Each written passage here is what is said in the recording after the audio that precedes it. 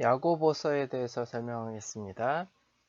야고보서 먼저 저자 성서에는 5명의 야고보가 있죠. 세베대의 아들 야고보, 마가복음 1장 19절, 3장 17절, 그 다음에 알페오의 아들 야고보, 마가복음 3장 18절, 작은 야고보, 마가복음 15장 40절, 또 사도 유다의 아버지 야고보, 누가복음 6장 16절, 사도행전 1장 13절, 예수의 형제 야고보, 마가복음 6장 3절, 고린도전서 갈라디아서 이렇게 있습니다.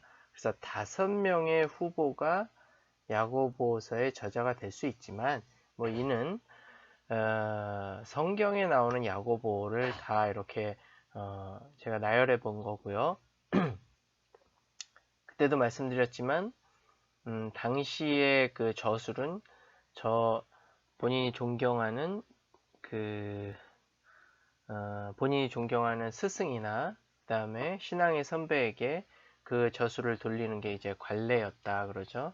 최근에 디에고 마라도나 축구 선수가 죽으니까 메시가 같은 아르헨티나 축구 선수잖아요.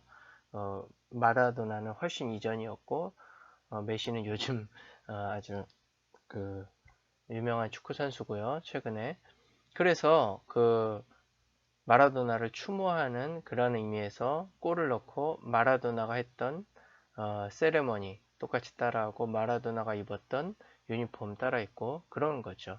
그런 거와 비슷하게 그 당시엔 그랬다라는 거예요. 지금은 이제 어떤 글을 헌정을 하더라도 어떤 책을 헌정을 하더라도 저자는 저자 이름을 확실히 밝히고 그 다음에 누구누구에게 헌정한다 그렇게 하지만 당시에는 아예 헌정하기 때문에 누구가 바로 이 글을 저술했다 이렇게 얘기를 한 게 관례였다라는 거죠. 그런 의미에서 볼 때 이 5명의 저자도 저자일 가능성이 있지만 익명의 저자일 가능성도 있다라는 겁니다.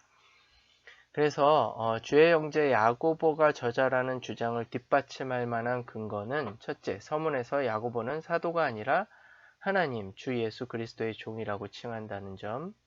둘째, 서신의 신학적 사상으로 보아 바울의 반대 노선에 서 있다고 할 수 있는데 갈라디아서나 사도행전을 통해 주의 형제 야고보가 바울과 율법 문제 때문에 마찰을 빚었다는 사실을 알 수 있다. 네.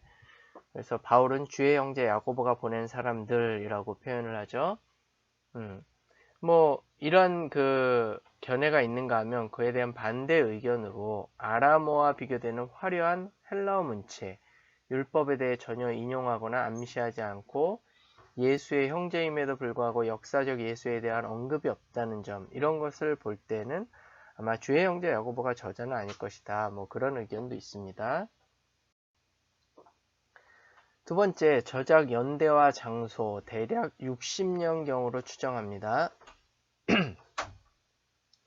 야고보서 저자가 바울의 신학과 신학사상과 대립하는 진술을 할 때 바울의 서신을 전혀 인용하지 않았다는 것은 저자에게 바울의 서신이 아직 알려지지 않았다는 것을 의미하고요. 이것은 바울 서신이 쓰여진 바로 직후 정도에 야고보서가 쓰여졌다는 점을 암시합니다. 70년 성전 멸망 이후 상황을 야고보서는 전혀 나타내고 있지 않고요. 저작 장소로는 예루살렘, 시리아, 로마, 알렉산드리아 등으로 추정을 합니다. 첫 번째 예루살렘이라고 하면 주의 형제 야고보가 저자다 그러면 예루살렘이겠죠. 그런데 물과 배를 언급하고 무역 도시를 연상케 하는 것, 그런 것을 봤을 땐 알렉산드리아가 아니냐 그런 추측도 있습니다. 저작 장소는 정말 추측이에요. 추측이고 저작 연대에도 사실 불분명한 것이 많습니다. 그러나 대략 몇 년서부터 몇 년 정도다 이 정도로 추측하는 정도죠.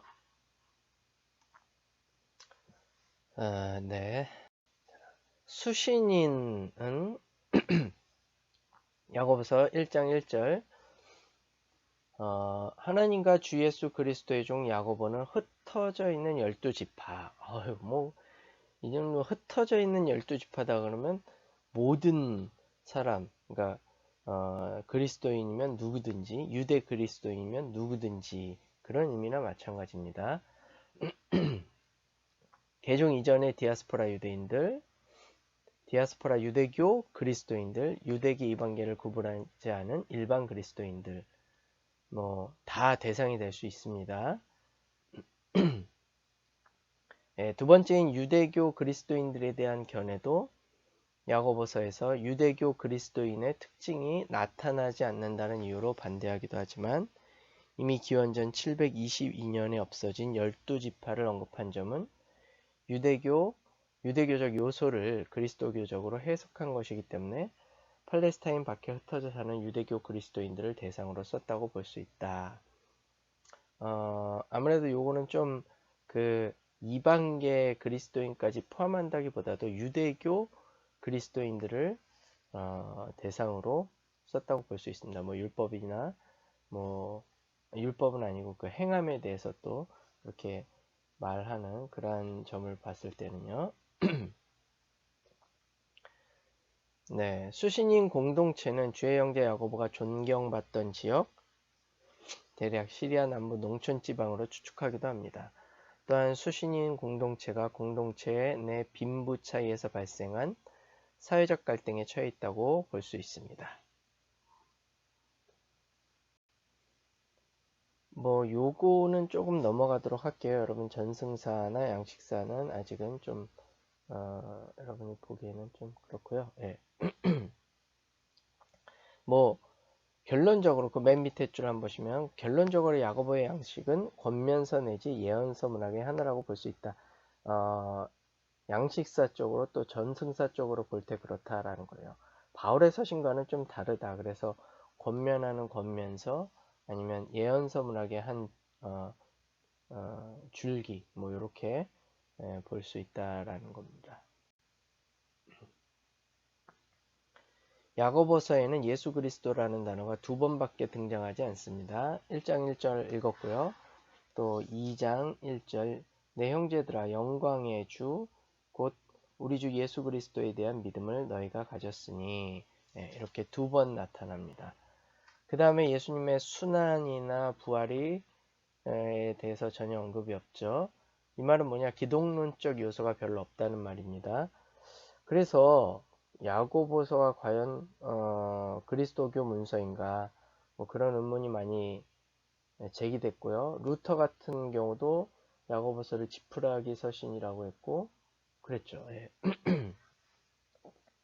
그러나 이 믿음과 행함은 뗄래야 뗄 수 없는 관계이고 동전의 양면과 같다. 물론 이 행함은 율법의 행함을 얘기하는 건 아닙니다. 그래서 이게 이제 행함의 중요성도 얘기하고 믿음의 중요성도 얘기하기 때문에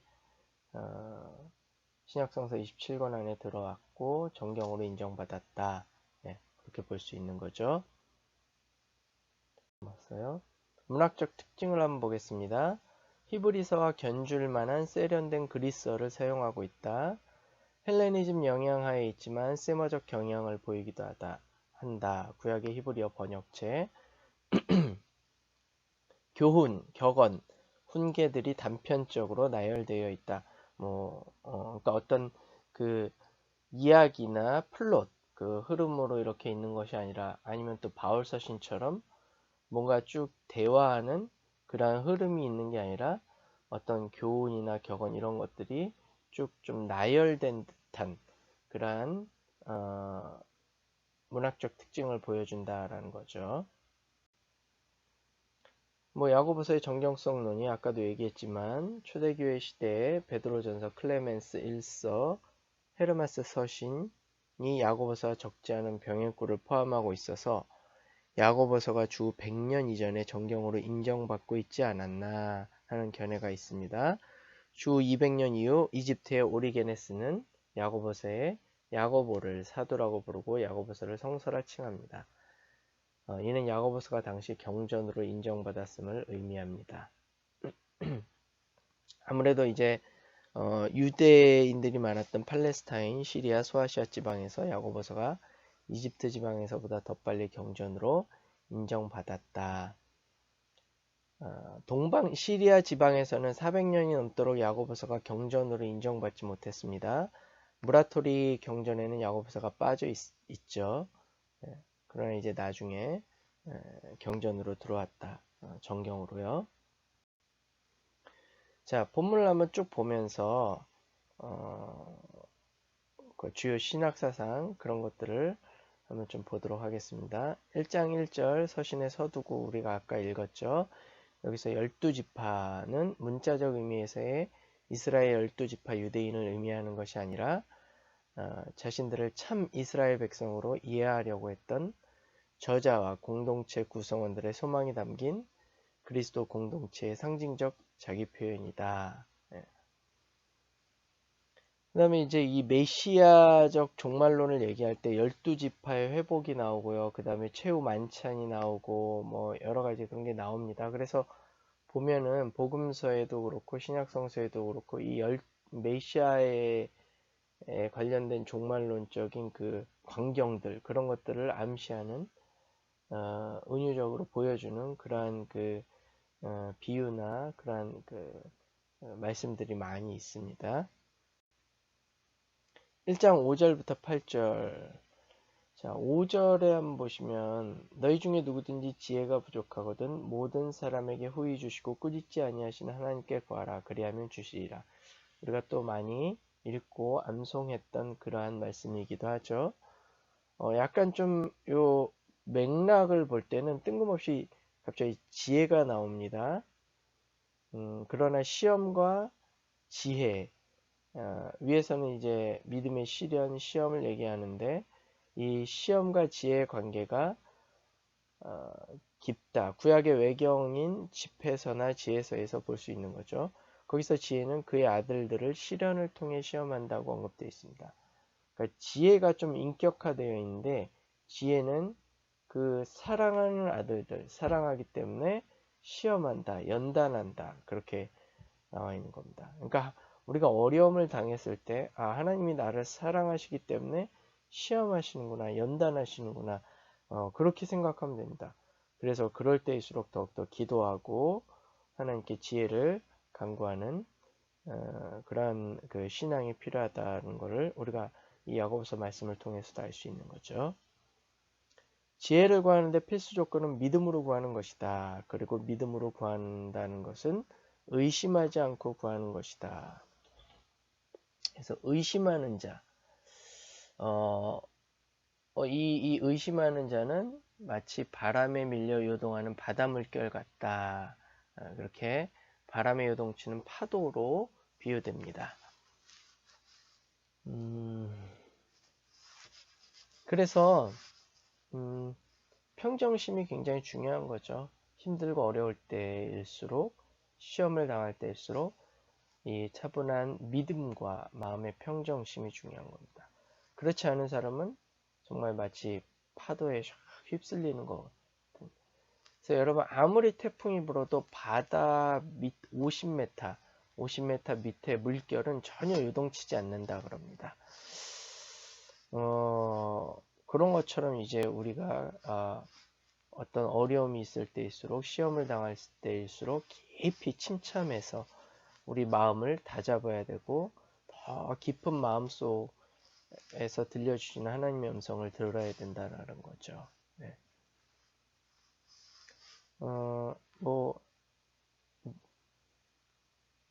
그 믿음으로 구한다. 이게 굉장히 중요한 거죠. 여기서 예, 믿음으로 구하고 조금 더 의심하지 말라. 그런 6절의 말씀을 볼 수 있습니다. 너희는 아무것도 염려하지 말고 오직 너희 구할 것을 믿음으로 하나님께 아뢰라. 그러죠. 그러면 뭐든지 가기 뛰어난 하나님의 평강이 너희 마음과 생각을 지키시라. 이런 말씀과 맥을 같이 하는 겁니다. 자, 그래서 해석학적으로 보자면 그리스도인들은 시험과 환난을 제거해달라고 간구하지 말고 내가 그 시험과 환난을 헤쳐나갈 수 있도록 더 강하게 하시고 나에게 지혜를 달라고 믿음으로 간구해야 한다라는 걸 우리가 여기서 알 수 있는 거죠. 그런 거예요. 그러니까 인생을 살면서 어려움과 장애물과 환난과 비바람과 태풍 이런 것들이 없을 수가 없습니다. 네. 이것들을 다 없애게 해주십시오. 왜 저에게 이런 환난을 주십니까? 이런 기도는 오늘 이 야고보서 말씀을 통해서 볼 때, 아니 성경 전체를 통해서 볼 때 별로 알맞지 않은 기도예요. 그러한 것이 있다 할지라도 내가 그것을 헤쳐나갈 수 있는 믿음과 강인함과 지혜를 주십시오. 이렇게 기도하는 것이 오히려 더 성경적이다라는 겁니다.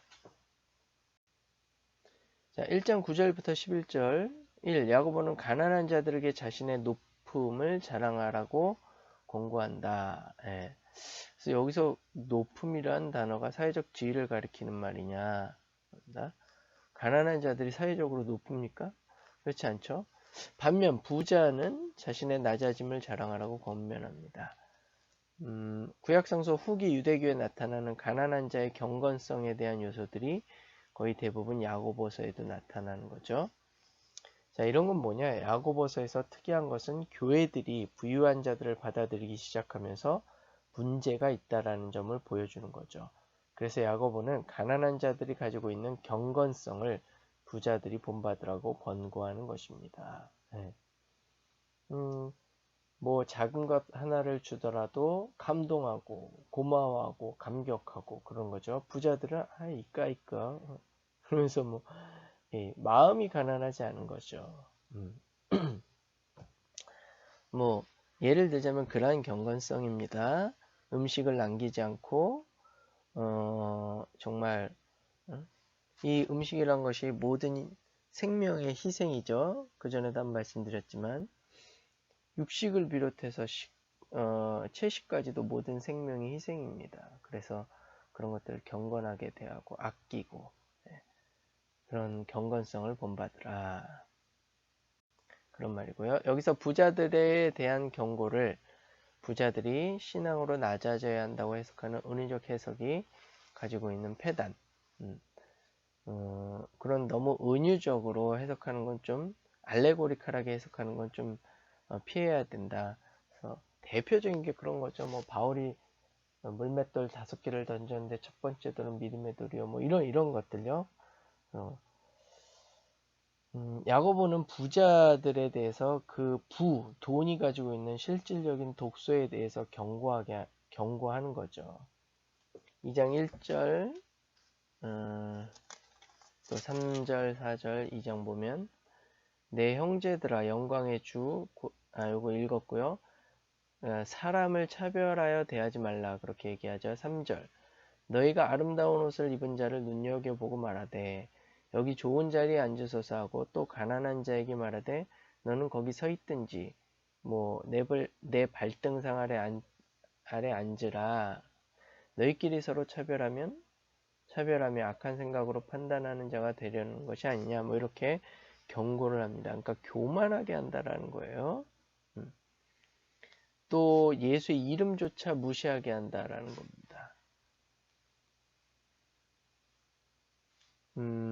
2장 7절 그들은 너에게 대하여 일컫는 바 그 아름다운 이름을 비방하지 아니하느냐 그렇게 얘기하고 있죠. 또한 부는 사람의 욕심을 더 자극하여 부정한 방법으로 부를 축적하게 만들고 심지어 의인까지 죽이게 한다. 5장 1절부터 6절에서 그렇게 얘기하고 있습니다.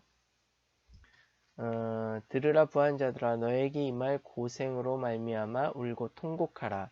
너희 재물은 썩었고 너희 옷은 좀먹었으며 너희 금과 은은 녹이 슬었으니 이 녹이 너희에게 증거가 되며 불같이 너희 살을 먹으리라. 너희가 말세에 재물을 쌓았도다. 그러면서 6절까지 쭉 이렇게 부에 대한 경고를 합니다. 그러니까 부 자체가 나쁜 것이냐, 뭐 어떻게 돈을 모아야 되느냐 그런 거에 대해서 얘기한다기보다도 이 돈이 부가 가지고 있는 힘, 어떤 힘이냐, 사람을 망가뜨리는 힘, 그거를 조심하라 그러는 거죠.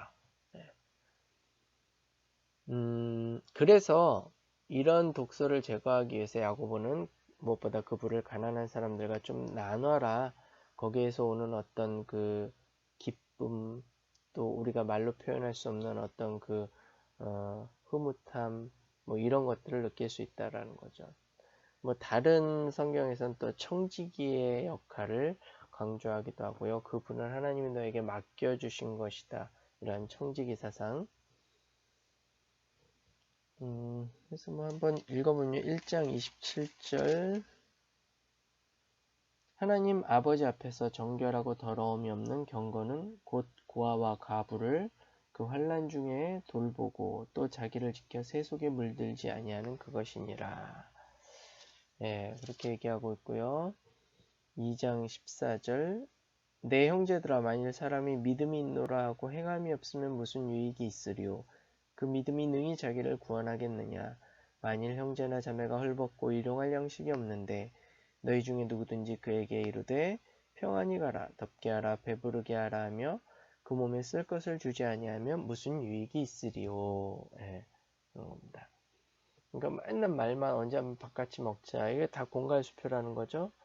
예, 잘 지내세요? 뭐 이런 거 뭐 우리 이제 실제로 지금 뭐 정 찾아뵙기 뭐 하다 보면 이제 카톡에서 선물을 하나를 보낸다던가, 네? 커피 한 잔 뭐 아메리카노 세트를 보낸다던가 이러면서 안부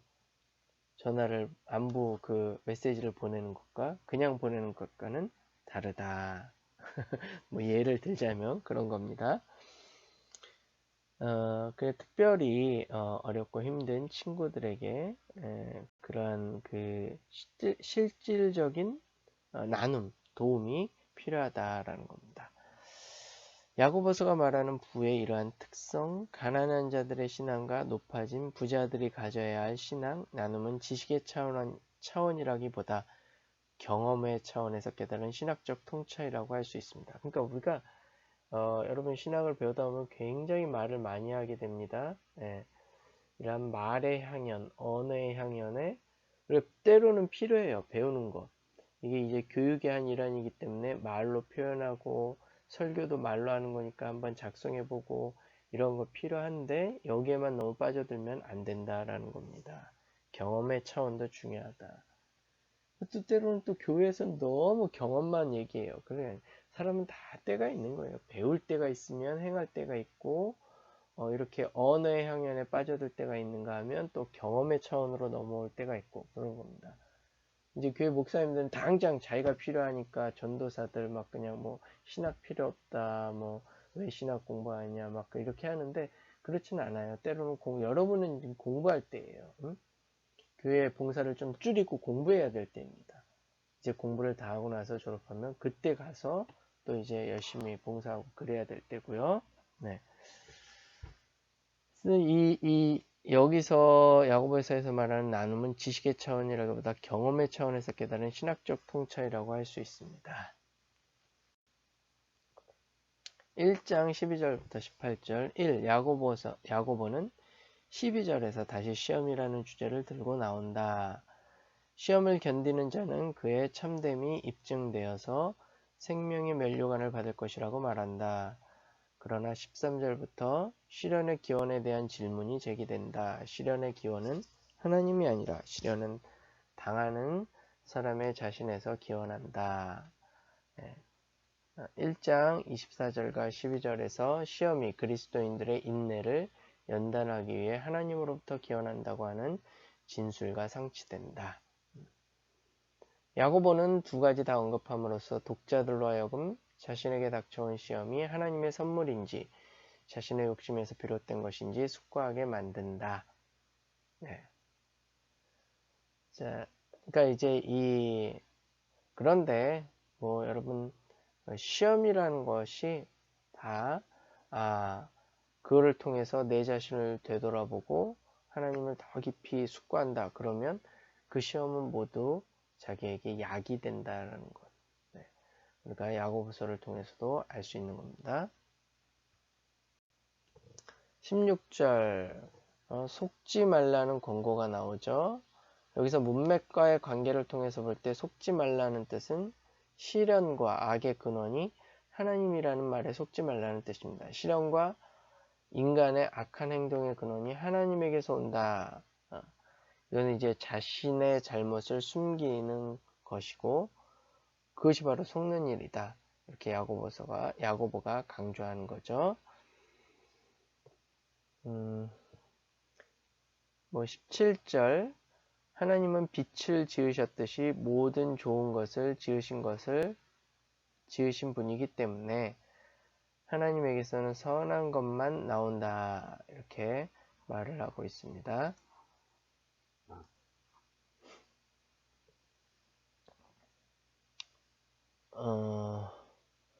17절 후반부에 하나님이 변함이 없으신 분이라는 사실을 말하기 위해서 그림자라는 메타포를 사용하죠.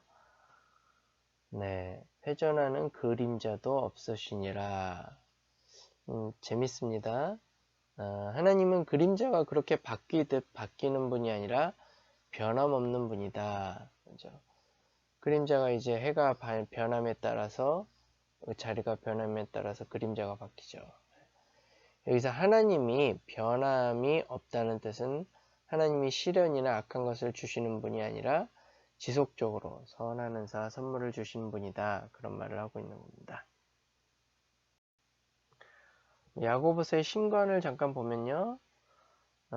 이쯤에서 이제 야고보서에서 하나님은 테오스 또는 큐리오스라고 명칭됩니다. 하나님이 3번 파테르 아버지라고 칭해지고요. 2장 19절에서 유일신에 대한 신앙 고백이 명백하게 신앙 고백 문구로 인용됩니다.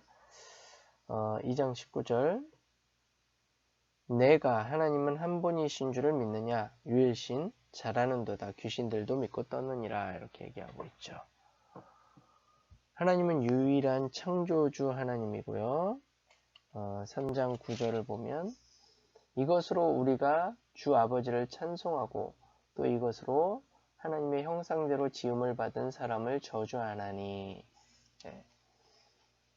변함없는 분이다. 1장 17절 그렇게 나와 있습니다. 4번 1장 13절에서 하나님은 악에게 시험을 받지 않고 친히 아무도 시험하시지 않는다. 이렇게 말하는데 이는 이 악이 하나님에게 접근할 수 없는 사상을 넘어서 하나님 외에는 어떤 다른 신적인 혹은 신에 대항하는 세력은 존재하지 않는다는 그런 성서적 사고가 추가된 것이죠.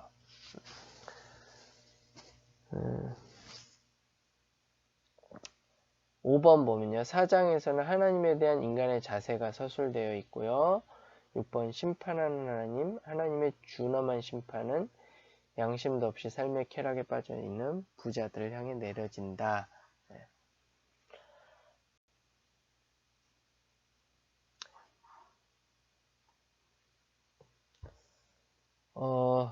1장 19절 사랑하는 내 형제들아 내 사랑하는 형제들아 너희가 알지니 사람마다 듣기는 속히 하고 말하기는 더디하며 속내기도 더디하라. 사람이 속내는 것이 하나님의 의를 이루지 못함이니라. 교회의 좀 실질적인 부분들을 얘기하고 있고 더 나아가서 이것으로 인해서 발생된 공동체 분열을 말하고 있다고도 볼 수 있습니다. 특별히 4장 1절 같은 경우 보면 너희 중에 다툼이 어디로부터 나느냐 너희 지체 중에서 싸우는 정욕으로부터 나는 것이 아니냐. 그런 거 보면 이제 공동체 내의 분열 다툼을 생각하고 있었다는 그러한 야고보서의 그런 내용을 볼 수 있습니다. 그래서 야고보서는 독자들에게 다른 사람들의 말을 참을성 있게 경청하고 신중히 판단해야 된다. 성내는 것을 더디해라. 이렇게 얘기하고 있는 거죠. 요즘도 이제 분노 조절 장애 그런 말이 있지 않습니까?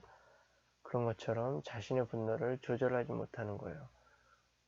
그래서 이제 정말 자신에게 도움도 안 되고 다른 사람에게도 하등 도움이 안 되는 그럴 때일수록 차분히 숨을 한두 번 들이쉬고 하나님을 생각하고 그 다음에 마음을 좀 가라앉히는 그런 자세가 필요한 거죠.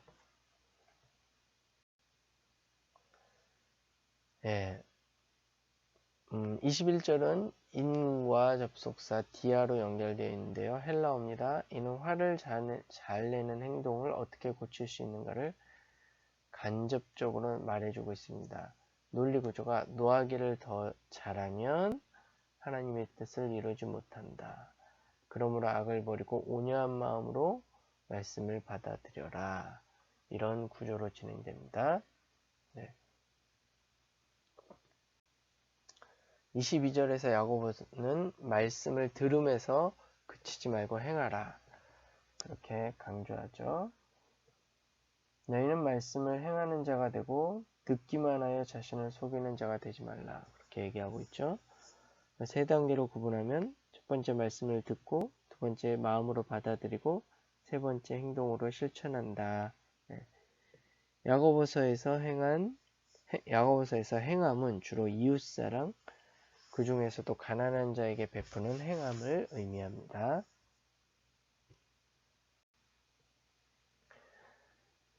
25절에 자유를 주는 율법은 무엇인가?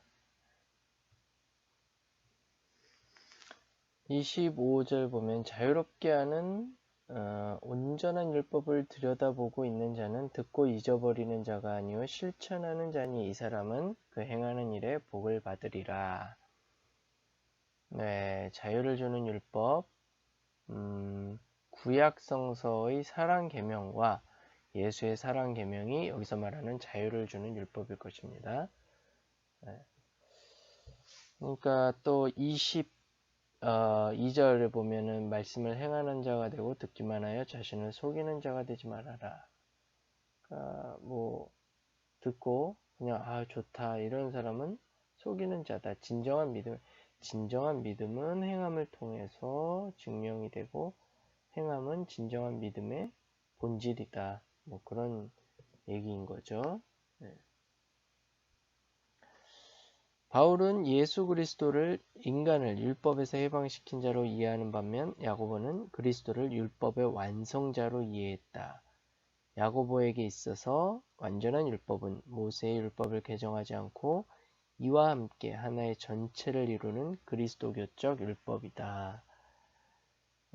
어떻게 보면은 다르지 않고 같지만 다른 면이다. 동전의 양면이다.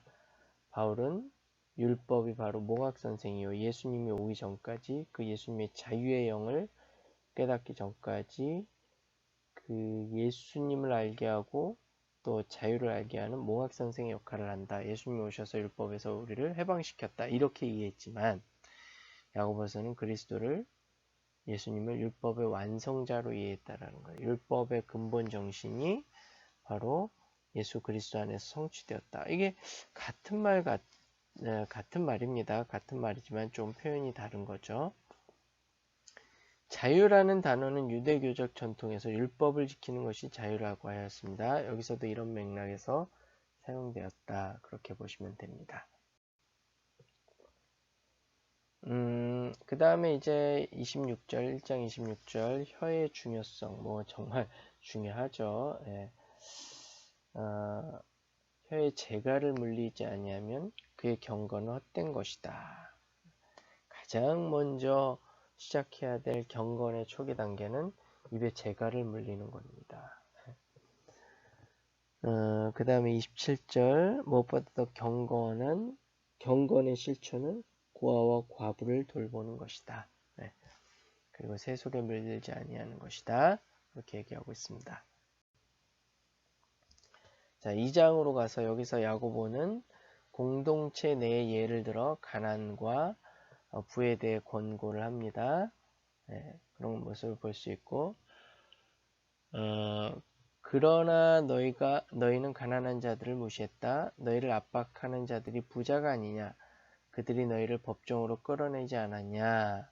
네, 그렇게도 얘기하고요. 5절에서 선택하다라는 동사가 사용되었는데 이는 신약전성에서 중요한 단어로서 이 단어를 통해 하나님의 주권과 자유로운 은총의 선택이 표현됩니다. 네, 다음으로 넘어가서 야고보에게 있어서 이웃은 가난한 사람들이고 가난한 사람들을 차별 대우하는 것은 이웃을 사랑하라는 계명을 어긴 것이다. 12절에서 자유하게 하는 율법이라는 말이 나오는데 율법을 지키는 자가 자유로운데 이 율법의 주요 요구는 사랑과 자비의 실천이다. 즉 사랑의 계명, 또 자비 이거를 실천하는 자가 율법을 지키는 자고 그 안에 이제 자유케 하는 율법이 있다라는 겁니다. 2장 14절부터 26절 보시면 이 단락에서는 행함이 있는 믿음이 강조됩니다. 그래서 야고보에게 믿음이란 무엇이고 행함이란 무엇인가, 그 둘의 관계는 무엇인가 한번 보도록 할게요. 야고보서에서 말하는 믿음 1. 믿음은 시련을 겪게 되며 그를 통해 더욱 견고해진다는 것을 읽을 수 있다. 삶의 과정 속에서 믿음을 잃게 될 수도 있기 때문에 끝까지 지켜야 한다. 이런 점으로 봐 야고보에게 있어서 믿음은 정적이 아니라 동적입니다. 그러니까 우리가 이 언어가 가지고 있는 힘과 함정에 빠져들면 안 됩니다. 이제 명사가 많이 쓰이다 보니까 어떤 사물이든지 딱 고정된 것, 그 자체로 존재하는 것이라고 생각되는데 또 그렇지 않은 생각도 많아요. 예를 들자면 이제 한강 그러면 강은 계속 흐르고 있거든요. 그런데 우리는 그 자체로 한강이 존재하는 줄 압니다. 그러나 다만 이제 강이 흐르고 있는 그거 있는 거죠. 그러니까 뭐 예를 들자면 그렇다라는 거예요. 믿음 이거는 faith라기보다 영어로 하자면 faith라기보다 believe in 계속 믿고 있는 그러한 것. 이게 동적으로 우리가 파악하는 것이 중요하다라는 거. 저는 오히려 그렇게 파악하는 게 더 좋다고 생각을 합니다. 야고보서도 그렇게 파악하고 있는 것 같아요. 동적이다.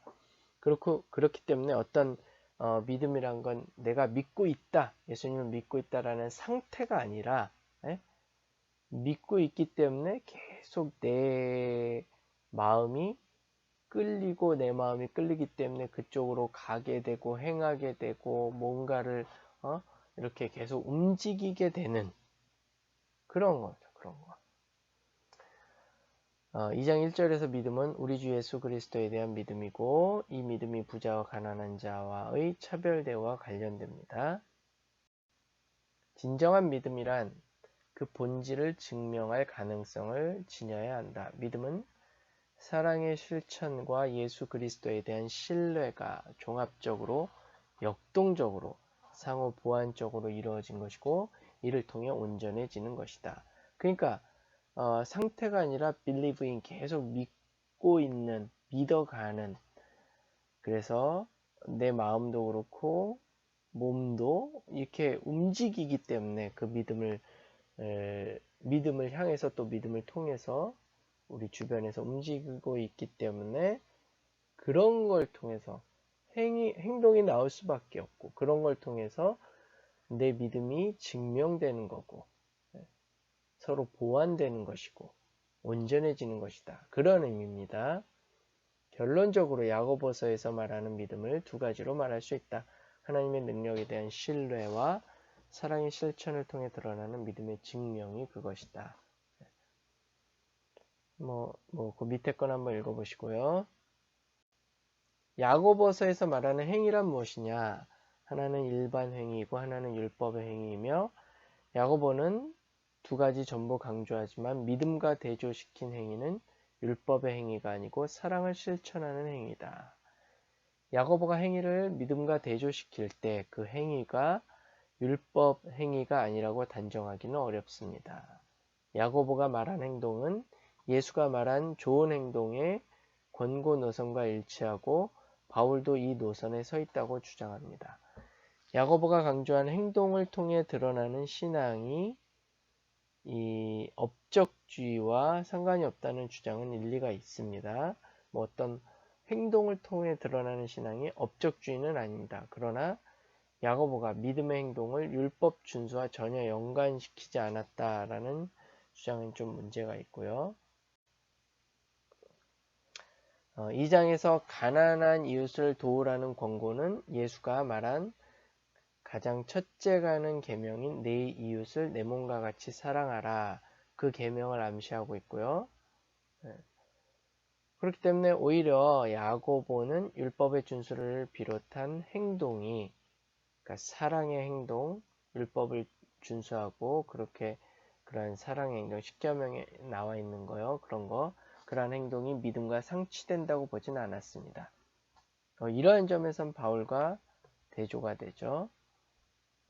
그러나 또 반면에선 이러한 노선은 예수님의 노선과 또 일치한다고 볼 수도 있습니다. 자, 5장 1절부터 6절 부자들이 어떻게 그 부를 축적했는지 보여주고 그것을 비판합니다. 그들은 마땅히 주어야 할 임금을 착취하였고 그래서 그들의 재물은 썩었고 좀먹었고 나중에 속히 사라질 것이라고 경고하죠. 그러니까 가난한 자들을 착취해서 부정한 방법으로 재물을 모으는 것에 대해서 비판을 하고 경계를 하죠. 5장 7절부터 11절 여기서 야고보의 종말론을 간략하게나마 엿볼 수 있습니다. 이 종말론은 앞에 단락인 부자들의 경고와 문맥상 연결성을 갖습니다. 종말의 날이 부자들에게는 파멸의 날이지만 가난한 자들에게는 구원의 날이라는 개념은 구약성서의 가난한 자의 경건에 속하는 요소 중에 하나다. 그 날을 독자들은 인내를 가지고 기다려야 한다. 그렇게 권면하고 있습니다. 맹세를 금지하라는 권면, 이거 구약 성서의 전통에 서 있죠. 네. 인간이 그렇게 뭔가 그 확신할 만큼 인간은 지혜롭진 않다. 교만하지 말아라. 그런 거죠. 또 하나님의 이름을 빙자해서 맹세하지 마라. 이게 하나님의 이름을 더럽히는 것이다. 맹세의 남발을 사전에 예방하기 위한